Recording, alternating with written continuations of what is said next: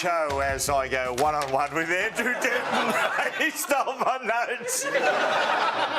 I was about to say I can't say that. I'm stuffed. No.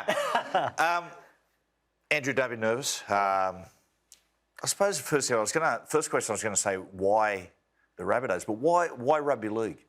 You know, what made you fall in love with the game and give it so much time and energy? I'm a physical man, you know. Yeah.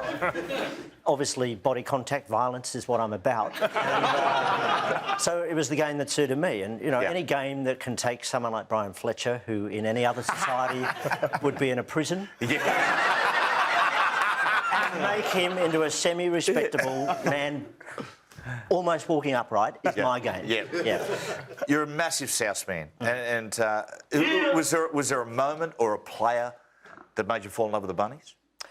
Oh, look, you know, like a lot of kids, I started supporting them when I was 8, so who knows why you start supporting. But there was and the year I started supporting them, they lost to Balmain. So it was a bad start. 69? 69, that's right. So, but they were that great team in the early 60s. And for me, the player was Paul Sate, because he played every position. He played front row, he played second row, lock, centre, 5/8. He played everywhere. And he was just a tough and skillful bugger. And I loved him for that, because he could do everything. Andrew, let's go back to that period where South were booted out of the competition, dark days for the Bunnies. You gave so much of yourself to get them back in. The fight, the struggle, the march. What do you remember from that time? Oh, a lot of stuff. There was a lot of fear around that time. But I think the two things I most remember, I was on Triple M at the time, and I remember getting a letter from a North supporter, because there were a bunch of clubs thrown out. And I've never forgotten this letter. He said, my brother was buried in his North Sydney jersey. His brother had died quite young. And that was... The people that tried to destroy the game at that time, tear it apart, didn't understand what the stories of football meant. And the other thing was that first march, because nobody knew what was going to happen. And that was the biggest march in Australia since the Vietnam War. And I remember we all assembled at South's Leagues Club. And we had no idea how many people were going to turn up. And I was sort of one of the people towards the front. We got to the town hall in George Street. And it was only when I got up the steps and looked back, and as far as you could see, the clubs of the flags of every club. It was an extraordinary thing, and that was really the moment where News Limited, as they were then, kind of lost the battle, because they'd lost in the court of public opinion, and they were never going to win it. What was it for you? What was the greater moment? Winning the 2014 premiership, or winning the struggle to get South back in?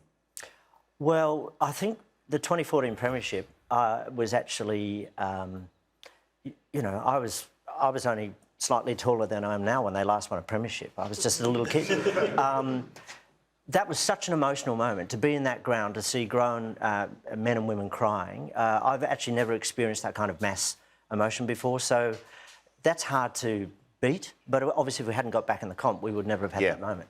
If I gave you control of the NRL for 1 hour, what's the one decision you would make? Lasting decision. For the game. Easy. One round is mullet round. Yep. Every player has to wear a mullet, have a wig as a mullet, a Kevin Hardwick mullet. I think that's what the crowds want to see. I know that's what I want to see, yeah. Well, Andrew, thank you very much. Thanks for going. Matty, sorry. Yep. You've asked me questions. I'd like to ask you a few. I'm happy to go on your show if you want. Yeah, again, Joey's number. But, you know, I'll obviously... you know, try and fill your show as best I can. So, first question, we always hear about the courage of footballers, etc., etc. Who were you genuinely scared of when you were playing? I think as a player, Andrew, the main fear is humiliation. No one made me feel more inadequate than Ricky Stewart. Really? Ricky Stewart was such a brilliant player on the field. And it's sort of history, forget that. You look at Ricky the coach, but he was such a brilliant player. I think one of the greatest tacticians the game has seen. And whenever I played against he and those Raiders sides, I always walked off the field thinking to myself, yeah, I'm not going to make it, particularly when I was a young player. So you were playing against Ricky. Were you self-conscious about what you were doing because, oh, my God, Ricky's there? It's Ricky. And the way he controlled things, I could never, ever see myself being able to do that, and never could. Andrew? Matty, it's a pleasure. No, it's a pleasure coming on tonight. I really appreciate it. This is pretty simple, this story. This is about one Rabbitoh legend helping out another Rabbitoh legend. Please enjoy.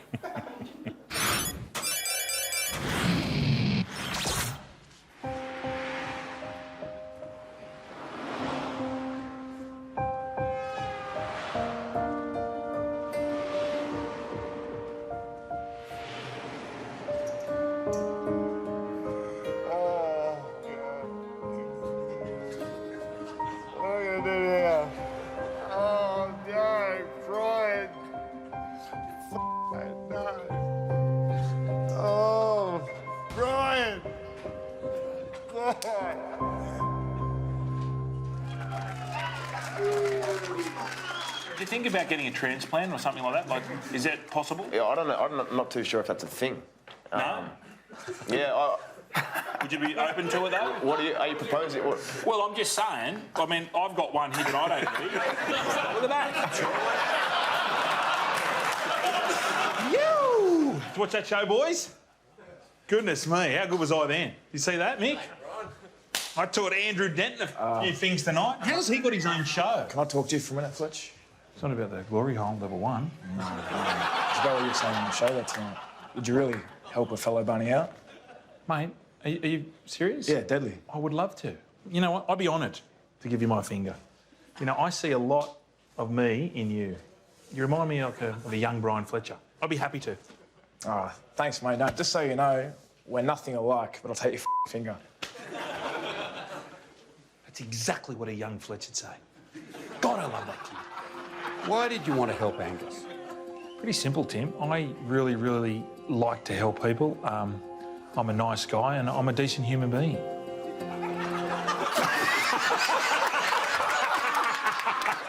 Then Brian says, I'm a decent human being. And Brian said, he's a decent human being. So then Brian goes, because I'm a decent human being.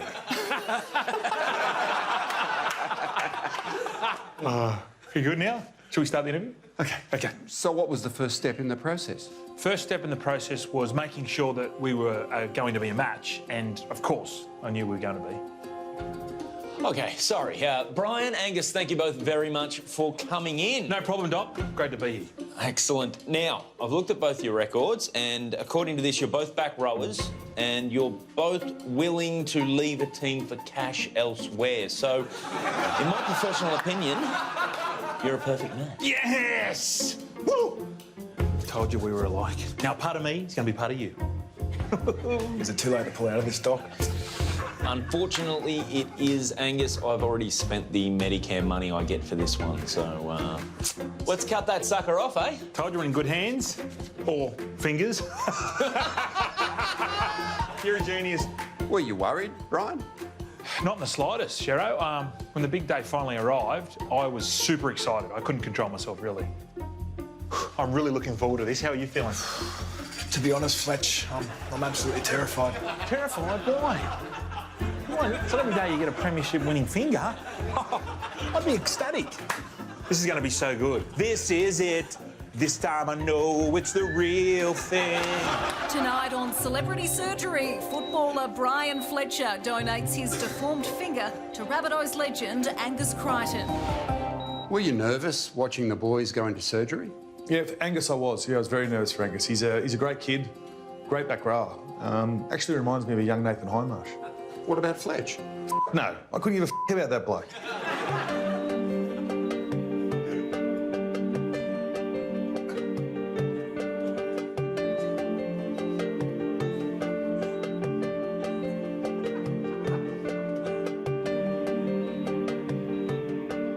The surgery was all going okay. But what happened next? What happened next was probably the worst moment of my life.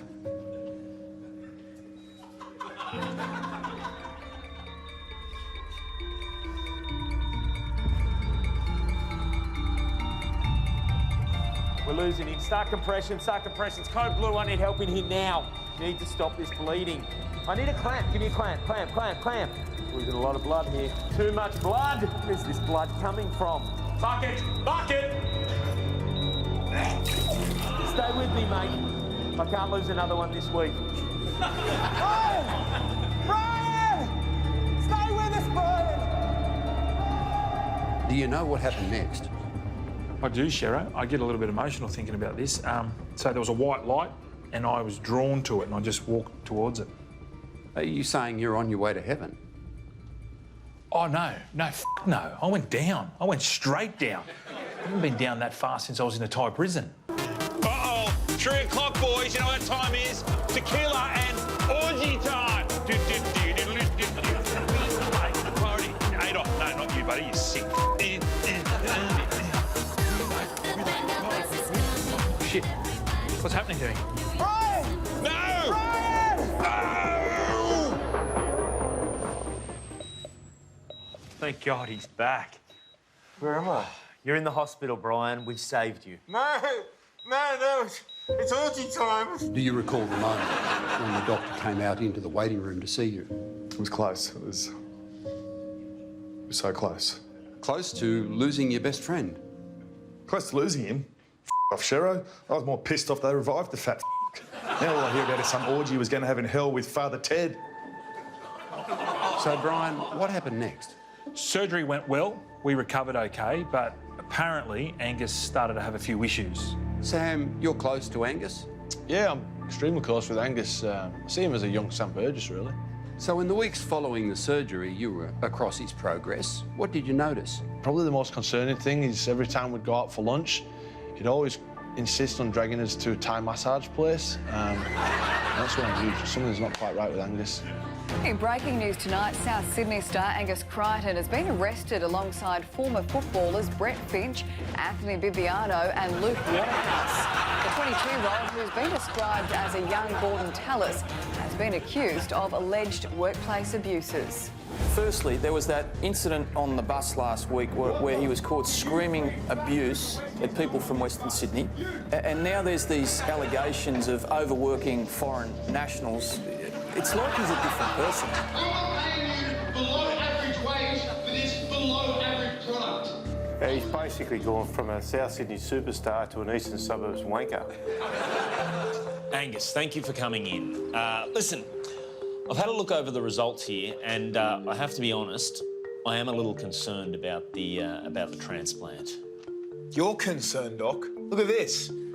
That's fine. Looks good, actually. Well, it does. It looks great, but the problem is I'm seeing signs that your body might be rejecting the transplant. I think the finger needs to come off. What? And get a new one? Yeah. Where on earth am I going to find another donor? I think I know a guy.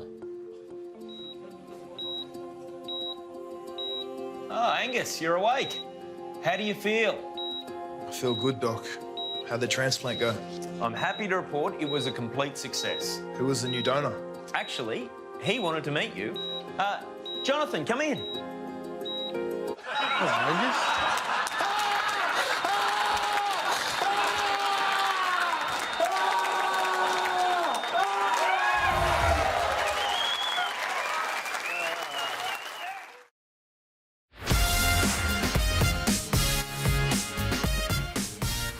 It's week 13, middle of the year. Stay a little tired, but tonight we've got Mal join us. Mal, thanks for joining. Thanks, mate. Thank you. Hey, mate, can I just say a few words, if you don't mind? Mal, over you. All right. Big show for me. It's first time on the Matty John show. Hey, Professor, get the over here, will you? Come on. Hey. Big crowd tonight. 60 minutes. We're going to break it up into 30-minute lots. Right? So the first 30 minutes, we're going to entertain these Fletch. We're going to entertain these lots for 30 minutes. Have a break. Have a break. Yeah. And another 30. You ready to go? Ready to go. Keep going. Come on. 1989 grand final, Mel, you had this to say after the game. Mel, unbelievable. Is this the greatest moment you've ever had? Yes, by far. By far. Best player for Australia, best player for Queensland. This is what it's all about, winning the grand final. Now, that was Canberra's first ever. final. Yeah, emotional time. You went on to captain Queensland, Australia, win another 2 competitions and coach Queensland to 9 Origin Series victories. Yeah. Would you still say that's your... I think it was my my most favourite rugby league moment, definitely. Being a Queenslander, coming down below the border and playing the New South Wales Rugby League competition, had to prove yourself down here. It was off the back of a series of broken arms for me personally, and we're the first team outside of Sydney to make the grand final, win the grand final, the first team outside the top 3 to actually win the grand final as well. So it was a pretty special moment, not in my career, but sort of the teams and the city of Canberra as well, the ACT. So it was a really tremendous time for the community. I want to know what it was like celebrating after it, because I mean, there's stories about Laurie in the dressing room, but then you went back down to Canberra. How did that rate as celebrating off the field? Well, we drank for about 4 days, perfect. So it was perfect. We got to the airport. We jumped off the plane at the airport. There was 5,000, another club, another 5. The main club was 10,000. Just seen just a while ago, the civic reception, 100,000 people turned up to the ticker tape parade we had through the streets of Canberra. Started at Queanbeyan, and that's when the trophy fell off. Yeah. Who dropped it? No, it came out of the back. It was in Laurie's car, but it came off the back of it. It was a V-dub. So it took off too quick and it flipped out. So it was Laurie. Good on you, It was Laurie, yeah. So I spent $5 in 4 days. How good was that? Oh. Really? Yeah. Not in Fish Week. That's about 50. No, a bit more than that. Yeah. More than Fish Week. 2006, you take over the Queensland side and you lose the first game. And then you go on to just basically, it's a dynasty. What are your memories going into that second game? We were criticised a fair bit, certainly by the media and like you said, a bit of internal pressure on, but we just sort of stuck true to our values, and we developed a set of behaviours that we wanted to keep hold of, and that expectation of what a maroon jersey means to players, and the players bought into it. And the second game was fantastic for us, obviously, and that was at Suncorp Stadium, but the third game was sort of the catalyst for, I think, our run, a bit of self-belief in the team. We had to come from behind again in the third game down at Etihad Stadium, under the pressure. Is there a series that stands out? Yeah, for me, that one. First one. I think the third game as well for us, it sort of cemented, the likes of like Darren and Petro and Steve Price and Billy and Cameron and John, all those sort of guys. It sort of showed them, with a little bit of self-belief and confidence in themselves that, they could play that level and win series. Hey, what's up, boys? What's up? Dylan. Hi. Cameron, nice to meet you. Cameron, what's up? How are you? Thanks, Gab. So, first question. Let's be honest. Do you think you're in a chance of winning this year? That's definitely our game plan, yeah. Have you seen how bad your teammates are? I haven't seen a bad teammate, no. I haven't seen anyone. You must have read the wrong team sheet. Yeah, you got the right team? Bad team. Yeah, you both are on it. Yeah, I think it's the right team sheet, I'm pretty sure. Hey? How did you celebrate when Grandpa Smith sacked himself? Why would we celebrate that? He's one of the all-time great... The GOAT. Yeah. Greatest of all time. Did you cry like a little baby when he left you all by yourself? You got McCulloch there, so he'll do a good job. He's about similar to Smithy. Similar to Smitty? Yep. Greatest of all time? You just said that earlier. He's similar to him, yeah. You sure? Here's a scenario. It's 12-4, 2 minutes ago. New South Wales are kicking off. Where do you put old Ben Hunt? He can catch the ball, he's sweet. He'll be at the back. You've seen the 2015 Grand Final? Ask Connie. He went in the premiership. Let me get this straight. Did you ever play for Australia? Yes. We got you. Our dad always talked about a place to go in Queensland called the Boardroom. What is that? Your dad's probably been there, that's why. Plenty of times. Is New South Wales harder to beat now that Jared Hayne is gone? He was good for New South Wales. It was good. Yeah. Where are you going with Because that? my team stopped playing well ever since he joined, so that's something. It's like a computer virus. No Paul Gallen. Who does Queensland hate now? Anyone with the Blues jersey? What's happening? Nah, it's joking. We're on likes, bro. Oh, shit. Can any of you dance? He can. I can't do He can Okay, then dance. do this. Oh, hang on, that's the bit there. Yeah. I don't think I can do that. No. It's pretty impressive. No. Like that. No. I feel like I'm... Oh, mate. This is frustrating. It's like a kindergarten. Okay. Oh, sorry, I can't dance. Now it's time for Are You Smarter Than a Fifth Grader Spelling Edition. First word, bra. Can you put that in a sentence, please? My dad should wear a bra. R-A-H. No. Yeah. Spell giant.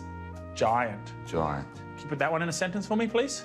My dad has a giant head. Which head? G-I-A-N-T. Giant. Spell zero. Zero. Put it in a sentence.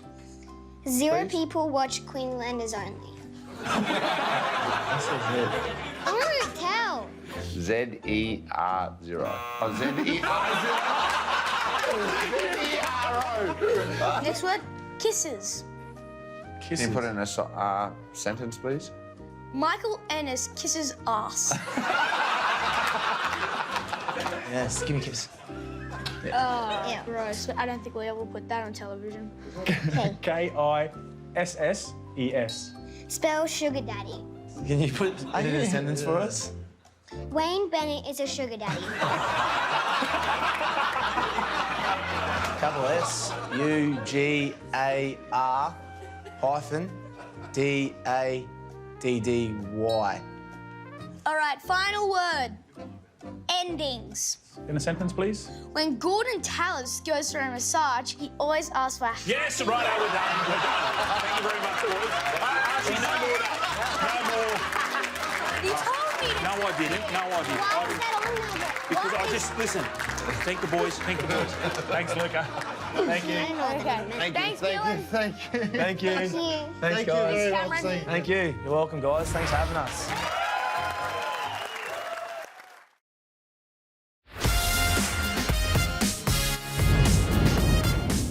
Now, special guest, ladies and gentlemen, Ray Warren.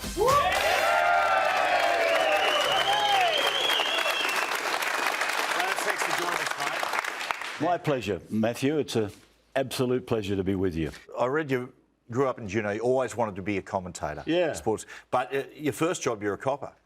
Were you a good policeman, Ray?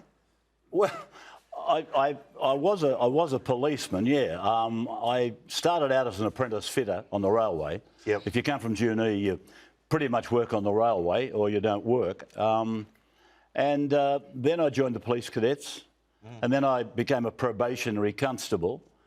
And when I got offered the chance to go into radio, I went to the superintendent and I said, I really have to go and do this thing because I've dreamt of being a sports commentator all my life. And he said, well, let me have a look at your record. He said, we put you on point duty last week and you actually caused a 4-car head-on collision. And I said, yeah, that's true, but, you know, but. And then he said, we asked you to go and lock up a couple of SP bookmakers. And you said, do I have to? I owe them both 100 quid.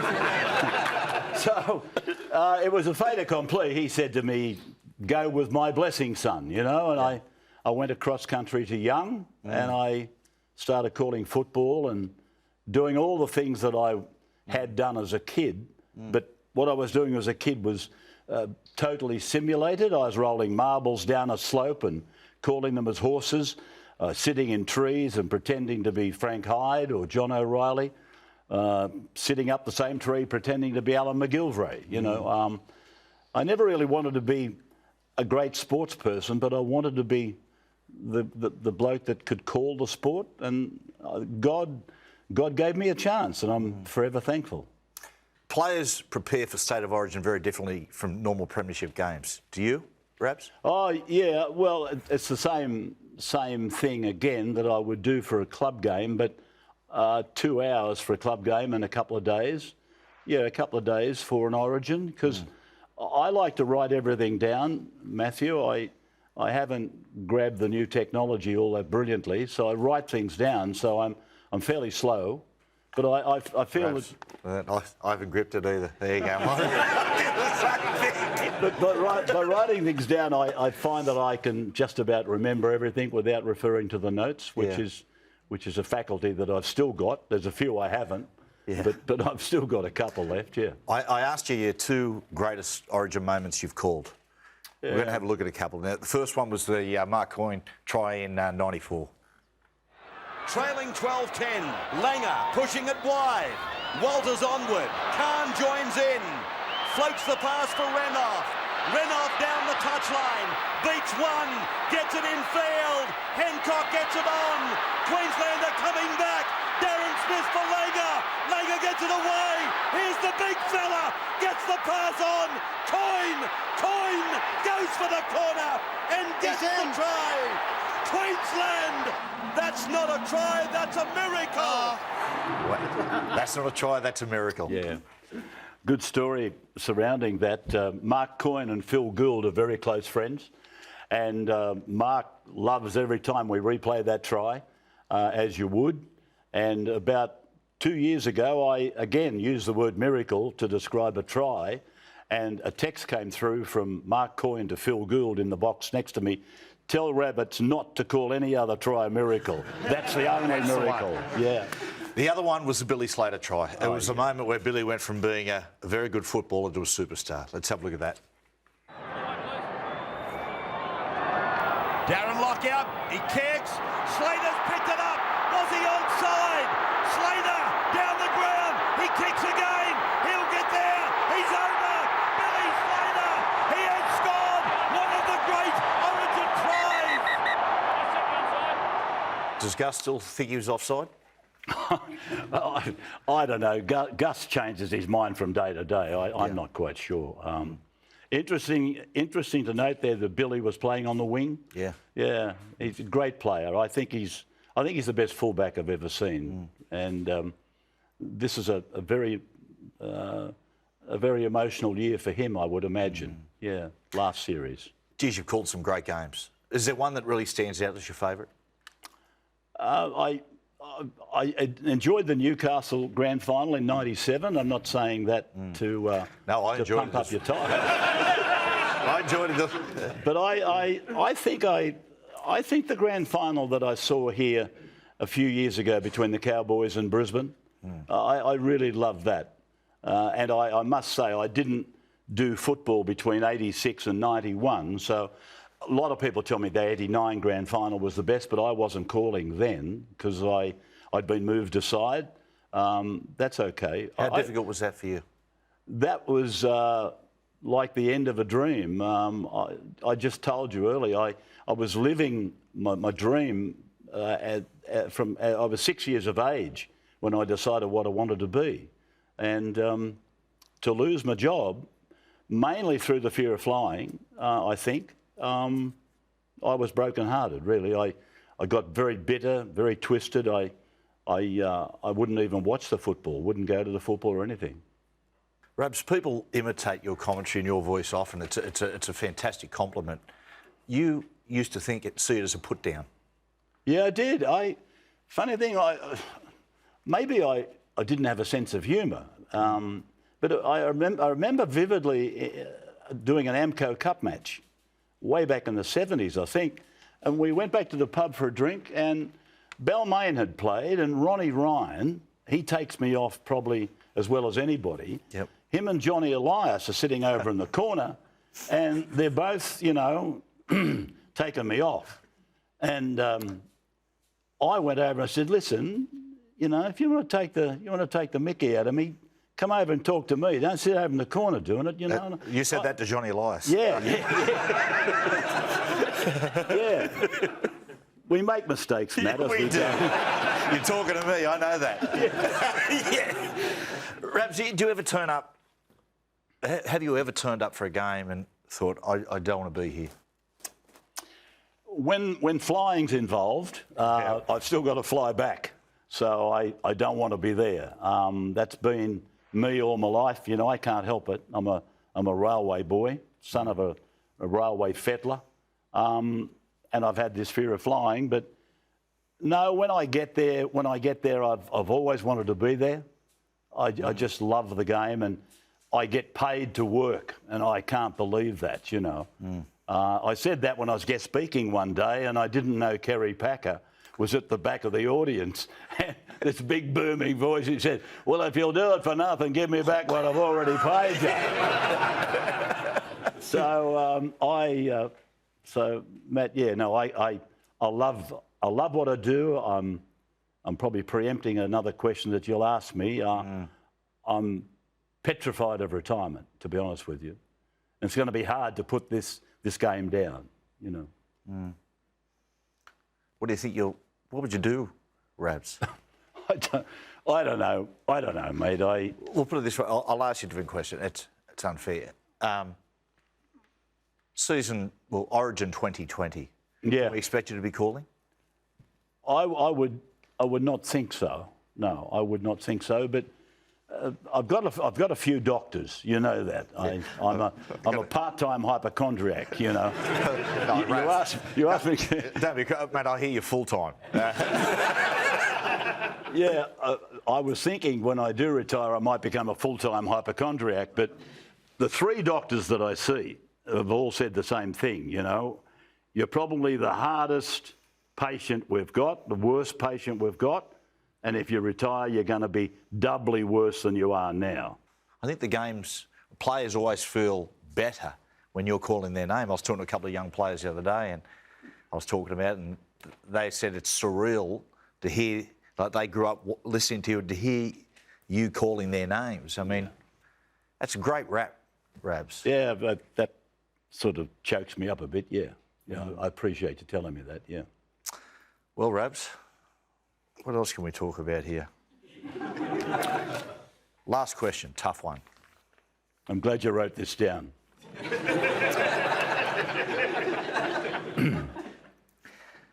How do you work with that enormous dickhead, Andrew Johns?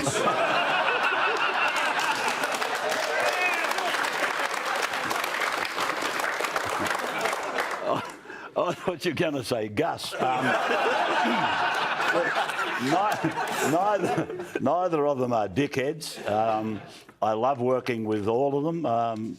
And Andrew, I got to tell you, he's getting better day by day. You know? Well, he had a lot of improvement in him, Rabs.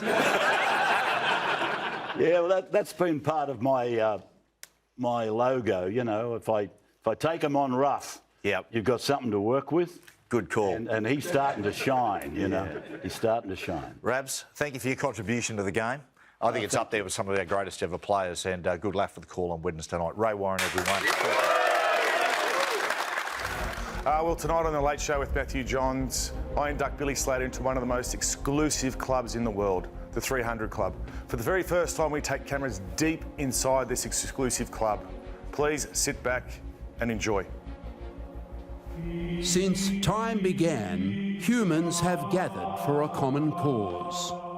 Greece had philosophers, Rome its senate.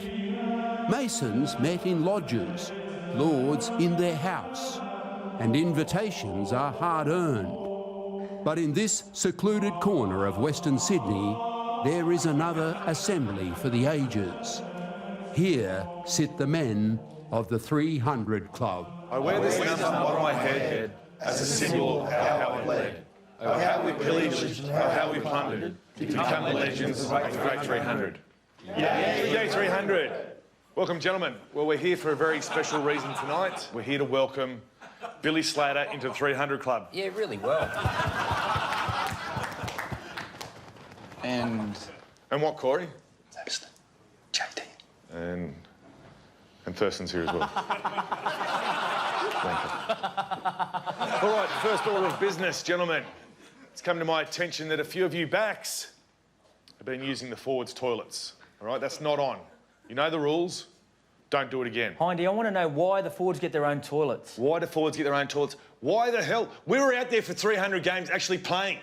You don't deserve to be here. The only reason you are here is because Minnie and his mum are doing the catering. So shut your mouth. By the way, Minnie, thank you, Mum, for that. Will do. I'll send her flowers later in the week, but love it. Beautiful. Great grub. It's the best bolognese ever. Yeah, on your face. Go. Give me a serviette. Did I get it? Minnie, can I just say, this prosciutto is grouse. It's prosciutto. No, it's prosciutto. It's prosciutto. It's prosciutto. It's prosciutto. You blokes seriously. Order, that's enough. What about Devon? You know, we settled this bloody prosciutto debate 3 weeks ago. It's called thin ham. I think it's about time the backs get the same privileges as the forwards. Here, Shut your mouth. What are you going, Pash Benji, you loser? Hindy, you're kidding yourself. I can't believe you're our chairman. You didn't even win a premiership. What? That's it. Go sit in the corner. This is bullshit. What's the first rule of 300 Club? We never talk about 300 Club. That's right. It is. What's the second rule of 300 Club? Oh, no one knows. How about I refresh your memories? Don't talk about premierships, all right?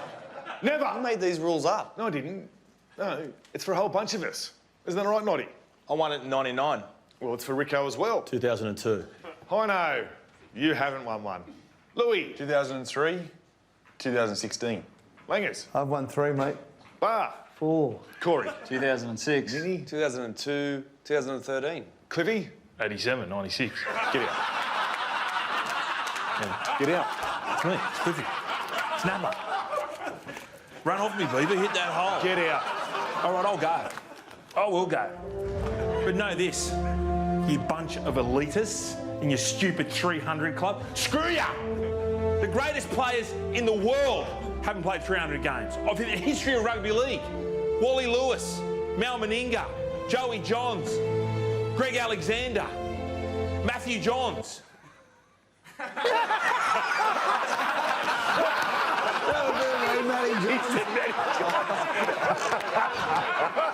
Oh, Fletcher, you still got it. Oh. Can I stay? Get out. All right, okay. Right, last order of business. A very, very dear friend of ours would like a minute of our time. So, Brett Finch, you've got the floor. 2 minutes. Hello, everyone. Thanks for your time. It's great to be amongst other fellow legends here today. As you know, I played 270 NRL games and 60 Super League games. So technically... Finchy, what are you getting at here, mate? Well, Coops, I think it's quite clear what I'm getting at. I believe Super League games and NRL games should both be counted together.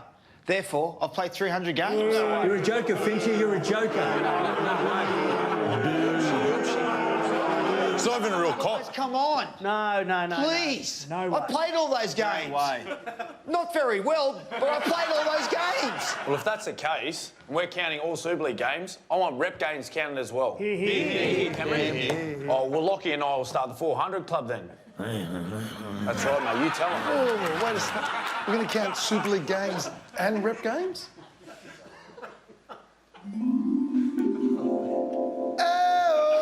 Welcome to 500 Club. Anyone? Cliffy?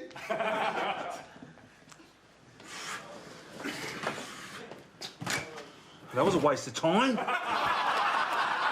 Keeping these. Welcome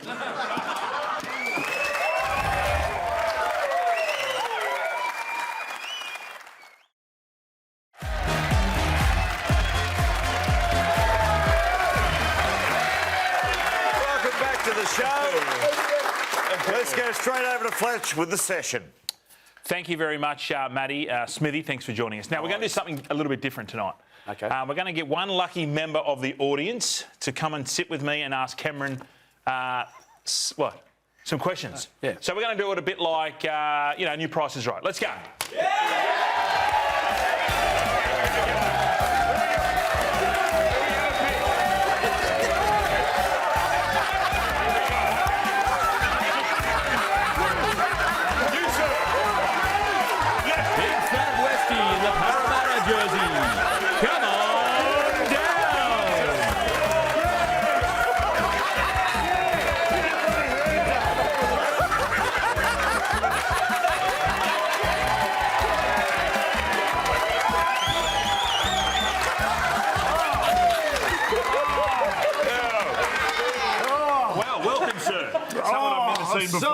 Oh, I'm so excited. Oh, sorry. You look nervous, Hindy. You all right? Hang on, I've got something for you.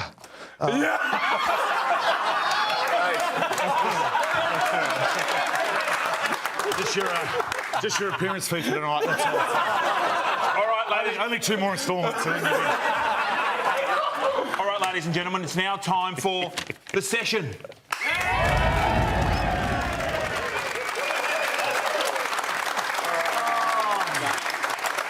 you like to say? It's Nathan Highmarsh, everyone. Not the Parramatta Jesus. Now, would you like to start? Do you want me to start? You can start. I'll start. Okay. He seems nervous. He does, doesn't No, he? it's because you're here, Cameron. All right.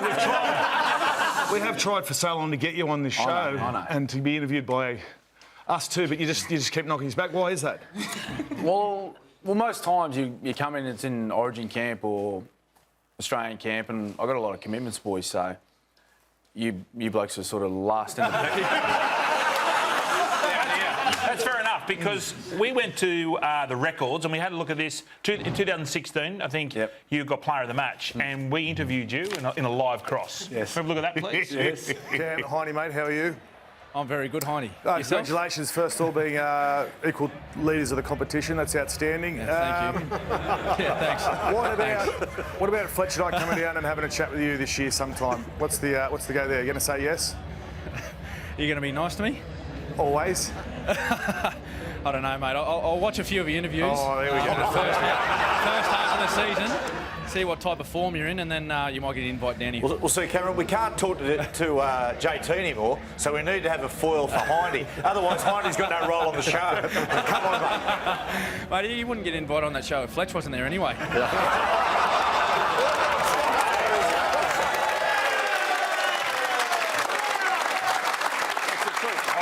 You're a very, very intelligent man. That's the truth. You're a funny man as well, I must say. Thank you. By the way, the Caravan Camping and Fishing Show, that's in Sydney this week. You're going to attend? I don't think so, mate, no. Oh, I just thought you might want to upgrade those boats. I'm happy with the one I've got, mate. I'm happy with the one I've got. Okay, beautiful. Nice. Okay. Hey, who's been your most annoying teammate over the years? Ever. Geez, I've had a few. Jimmy Maloney. Yeah. Easily. I've only had to deal with him in the Australian camp, but he just gets on your nerves, just doesn't stop. I remember this one, I'll give you this story. He was in Melbourne. He started his career in Melbourne, and we were preparing for a game. Craig was giving his speech before we got on the bus to go to the game, whatever. Next minute, out the back of the group, you just hear this. What's that? Jimmy Maloney's up there scratching the last bit of yogurt out of a tub while Bellyache's giving a speech. And he's like, mate, what are you doing? You know? He's just that type of ratbag. How long did he last? Just doesn't care. How long did he last at the Storm? He got punted 2 weeks later. Just on Bellyache, has he ever given you a spray? Yeah, he has, actually. Yeah.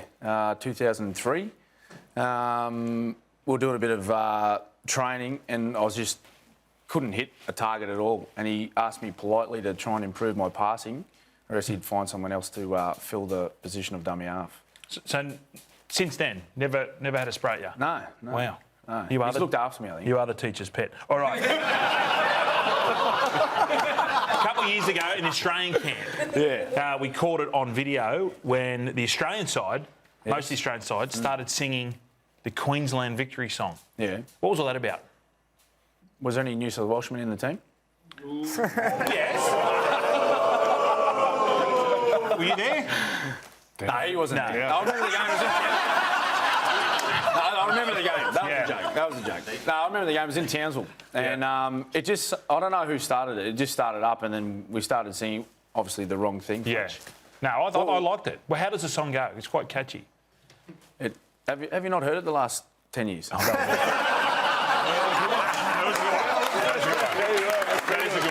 Should know by now. All right, now, let's do this. This is hypothetical.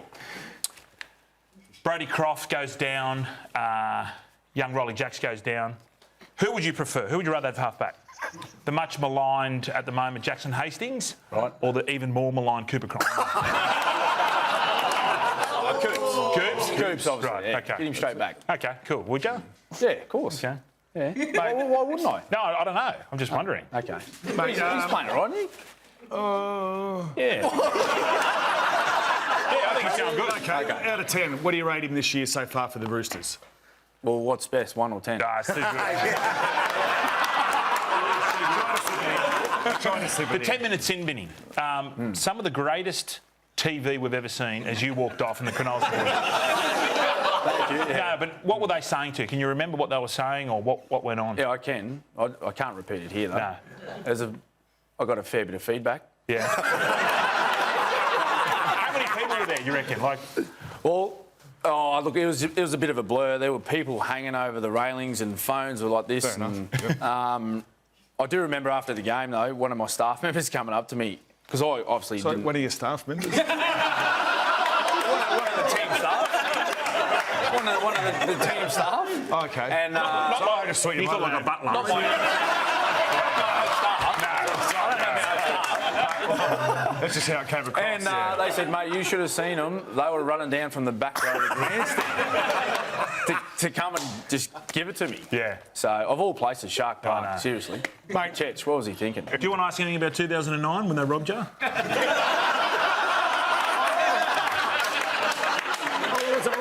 I wasn't going to. Is there any guilt there? Any guilt? I've beaten you, never.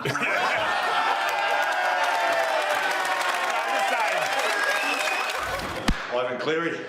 Mate, well done last night. Thanks for coming in, Ivan. Thanks, mate. My Appreciate pleasure. it. Hey, Nathan, how are you, mate? Matty. Mate. Yeah. Oi, get off your phone, mate. Look him in the eye and shake his hand. Hey, Ivan's fine. Mate, he's getting too cocky. What do you mean? What do you mean, what do I mean? Hey, We've spoke about this before. Geez, how good was that last 20 minutes yesterday? Oh, mate, it was unreal. What did you say? You heard. Do you want that help? Not again. Okay, then we'll do Finchie's moment of the round. Oh, hey, where's it? Cutlery, mate. Knife and fork. And where's the vegetables? Beat it, mate. I'm not eating veggies. Beat it? Right, you. Get out. Up there, mate. Face the wall. You're a disgrace. No. Okay, Nathan, then we'll talk about your game on Saturday night, mate. Okay, all good. Righto. We know he's a coach now, but geez, you're a hell of a player as well. What about all the blokes you play with? Who's your favourite, the best player you've played alongside of? No, I don't name favourites, but I reckon Cliffy Lyons was probably... He felt privileged to be able to play with Cliff, and I was only young, but wherever on the field you were, it didn't matter if you were 1 metre off your goal line and you've just had 8 defensive sets. If he saw a gap or saw something on, he'd play. Freak. And it was actually a lot of fun, just playing, because you have to always be ready. And obviously, you saw Beaver there, he certainly benefited from that. Now, a bit of an awkward one, you might want to answer this. Was the worst player you've ever played alongside? Yeah, I definitely don't like talking about that, but there was a back rower at the Roosters who just continually let us down, basically. Yeah, let's have a look at it.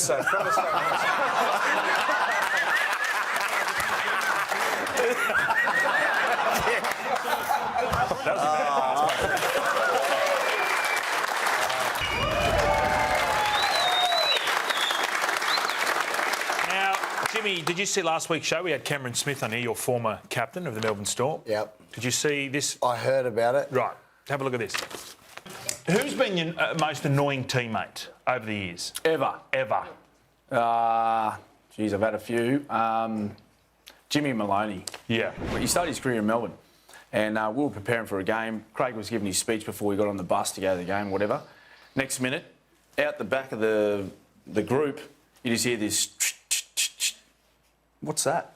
Jimmy Maloney's up there scratching the last bit of yogurt out of a tub while Bellyache's giving a speech. And he's like, mate, what are you doing? You know? He's just that type of ratbag. How long did he last? Just doesn't care. How long did he last at the Storm? He got punted 2 weeks later. Yeah. Do you remember that?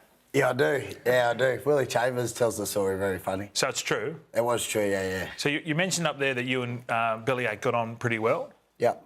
Did it really only last 2 weeks? No, that bit wasn't true. So I went, got the opportunity at the Warriors, and then that was why I left. Yeah. So you went to Parramatta, and one of our learned colleagues, who's not here, Hindy, said that when you first turned up to Parramatta, you gave your own nickname and you wanted to be known as Sterlo. Again, not true.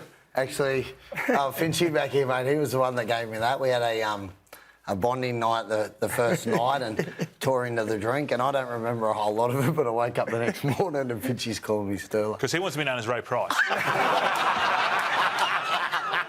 right, you went to the Roosters. Now, the Roosters don't usually let players go unless you're Finchy or I.